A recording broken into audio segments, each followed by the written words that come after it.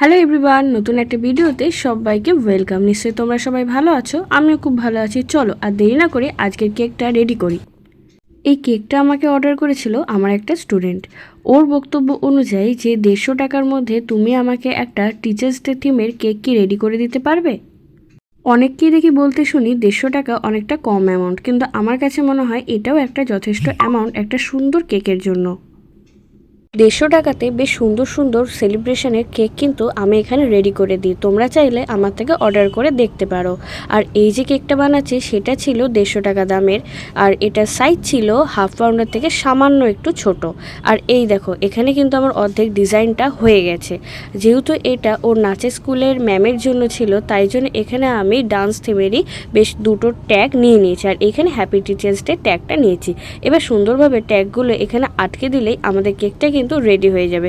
যদিও আমার স্টুডেন্ট আমাকে বলেনি যে দিদি এই রকম ডিজাইন হবে, ওরা সবসময় ডিজাইনের দায়িত্বটা আমার উপরেই ছেড়ে দেয়। এই যে আমাদের কেকটা কিন্তু প্রায় হয়ে গেছে, আর এই যে আমি এবার ট্যাগগুলো বসিয়ে দিলাম। কেকটা এবার পুরোপুরি কমপ্লিট। এই দেখো কেকটা কিন্তু আমাদের পুরোপুরি রেডি, আর এটাই হলো কেকটার ফাইনাল লুক। কেকটা কেমন লাগছে দেখতে? আমার তো বেশ পছন্দ হয়েছে কেকটা।